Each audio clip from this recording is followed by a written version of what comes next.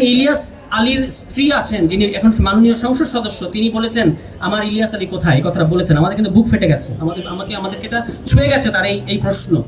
শেরে বাংলাকে ফজলুল হক একবার পার্লামেন্টে দাঁড়িয়ে বলেছিলেন যে কনস্টিটিউশনাল ড্রামা।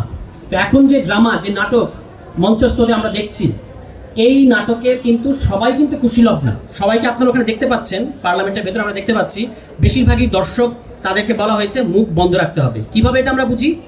এই যে যারা মেম্বার অফ পার্লামেন্ট হয়েছেন বিএনপির, তাদের সাথে অন্তত অর্ধশত মানে মেম্বার অফ পার্লামেন্টকে তো আমরা ব্যক্তিগতভাবে চিনি। এর মধ্যে এই সিজনে, এই যে ড্রামাটা চলছে, এই সিজনে বিভিন্ন ঘরোয়া বৈঠক বলে আমরা এমপিদের উপর খড়গস্ত আসবে না। বিএনপি নীতি নির্ধারকদের বলছি, তাদের সাথে আমাদের কোনো ষড়যন্ত্র হয় না। ওই টক শো কিংবা নানা জায়গায় দেখা হয়, ওই বিজ্ঞাপন বিরতিতে কিংবা অন্যান্য জায়গায়। তখন তারা আমাদেরকে বলছেন যে আমাদের কলিজা ফেটে যাচ্ছে, আমরা কিছু বলতে পারছি না। কারা বলছেন এই কথা? বিএনপির এমপিরা বলছেন। এবং আপনারা দেখেছেন যে একজন সাহস করে মুখ খুলেছেন, তিনি হচ্ছেন নওশাদ জামিল। তিনি একটা লম্বা ফিরিস্তি দিয়ে বলেছেন যে এগুলো ঠিক হচ্ছে না। মানবাধিকার কমিশন, কি দুর্ভাগ্য এবং কি ভয়ঙ্কর আইরনি যে এই সংসদে বিএনপির অলমোস্ট সমস্ত এমপি বিগত আওয়ামী লীগ আমলের মানবাধিকার লঙ্ঘনের শিকার। এমনকি এখানে ইলিয়াস আলীর স্ত্রী আছেন, যিনি এখন মাননীয় সংসদ সদস্য। তিনি বলেছেন আমার ইলিয়াস আলী কোথায়, এই কথাটা বলেছেন। আমাদের কিন্তু বুক ফেটে গেছে, আমাদেরকে এটা ছুঁয়ে গেছে তার এই প্রশ্ন। তিনি এই সংসদে উপস্থিত, হুম্মাম কাদের এই সংসদে উপস্থিত, তিনি নিজে গুমের শিকার এবং আরো গুমের শিকার ফ্যামিলির মেম্বাররা এই সংসদে উপস্থিত।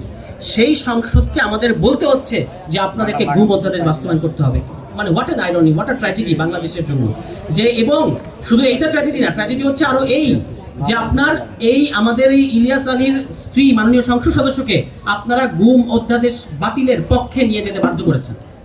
তাকে দলের 70 অনুচ্ছেদের কারণে তাকেও বলতে হয়েছে হ্যাঁ আমিও গুম অধ্যাদেশ বাতিল চাই। অথচ তার হাজবেন্ড এখনো পর্যন্ত নিহত কিনা আমরা জানি না, বলতে পারবো না যে তিনি এখনো নিখোঁজ, তিনি এখনো আসেন নাই। চৌধুরী আলম এখনো আসেন নাই। সেই দল ক্ষমতায়, এখন সেই দল আমাদেরকে যে কথাগুলো বলছে, খুবই একদিকে বিএনপির ইতিহাস পড়ি, আরেকদিকে বর্তমান বিএনপিকে দেখি, দুঃস্বপ্নের মতো লাগে। সত্যি কথা বলছি, দুঃস্বপ্নের মতো লাগে যে কোন বিএনপিকে আমরা ইতিহাসে পড়ছি। শহীদ প্রেসিডেন্ট জিয়াউর রহমানের বিএনপি, যিনি বাংলাদেশের একটা ক্রান্তিকালে এসে দায়িত্ব গ্রহণ করেছিলেন এবং বেশ কিছু সাংবিধানিক সংস্কার করেছিলেন, আপনারা জানেন। কিংবা এভাবে বলতে পারি সাংবিধানিক পুনর্গঠন করেছিলেন।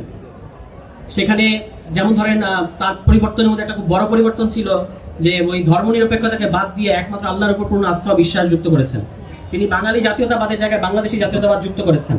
এই পরিবর্তনগুলো তো কোনো সিম্পল সংবিধান সংশোধনীর মধ্যে দিয়ে করা যায় না। এই পরিবর্তনগুলো ওই বিদ্যমান সংবিধানের বেসিক স্ট্রাকচার, যেটা বলে গালভরা একটা নাম, মৌলিক কাঠামো, এটাকে ভায়োলেট করেছিল তখন। বা শহীদ প্রেসিডেন্ট জিয়াউর রহমানের ঐতিহাসিক সীমাবদ্ধতা ছিল এই যে তিনি কোনো এক মাথা মোটা উকিলের বুদ্ধিতে, নিশ্চয়ই এটা এই গ্যাপটা আমি মিলাতে পারি না, তিনি 1978 সালের 17 এপ্রিল দ্বিতীয় সামরিক ফরমানের দ্বাদশ সংশোধনীতে বললেন পরিষ্কার, this is part of our history. আমি ছাত্রদল এবং বিএনপি নেতাদের বলবো আপনারা আপনাদের ইতিহাস পড়েন। সেখানে তিনি বললেন যে আমাদের সামনে যে নির্বাচন হবে 79 সালে, ওই নির্বাচন হবে একই সাথে আইনসভার নির্বাচন এবং গণপরিষদ নির্বাচন। যে কথাটা আমরা এখন বললাম, এই আমাদের সালাউদ্দিন ভাই কমিশনে বলেছেন যে নতুন দেশ না হলে দরকার নাই, নতুন দেশ না হলে একই সাথে গণপরিষদ এবং পার্লামেন্ট লাগে না।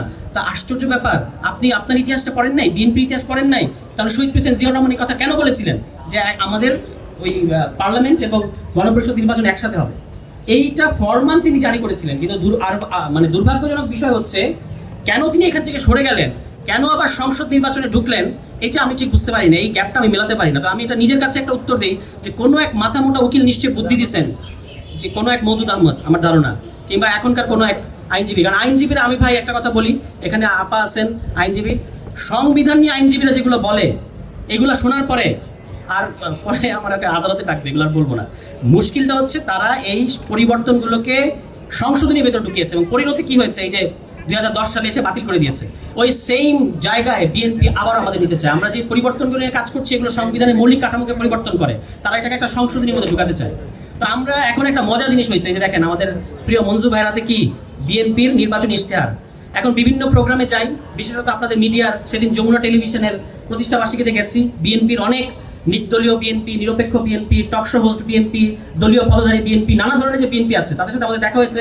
দেখি সবার হাতে জুলাই সনদ। আমি তো অবাক, কি ব্যাপার যে বিএনপি জুলাই সনদ ওই কমিশনে থাকা অবস্থায় প্রত্যেকটা জিনিসের নোট অফ ডিসেন্ট দিয়েছে। আমরা তো এটা রাজসাক্ষী, আমরা তো রাত সাক্ষী, কোনোদিন যদি আমাদেরকে রাত সাক্ষী বানান আমরা সাক্ষী দেবো যে বিএনপি লন্ডন মিটিং এর আগ পর্যন্ত প্রত্যেকটা গুরুত্বপূর্ণ সাংবিধানিক পরিবর্তনের ব্যাপারে ভেটো দিয়েছে। পরে লন্ডন মিটিং এর পরে যখন ওই যে ট্রফি দিয়ে এসেছি, নিয়ে গেছে এবং আমাদেরকে পরে খেলার ডেট দিয়েছে বলেছেন না স্থানীয় সরকার প্রতিমন্ত্রী, ওই ঘটনা ঘটার পরে তারা কিছু কিছু মানা শুরু করেছে।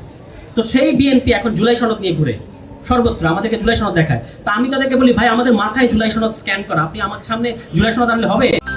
অগ্রযাত্রা প্রতিদিন নির্ভীক প্রত্যয়ে উজ্জীবিত।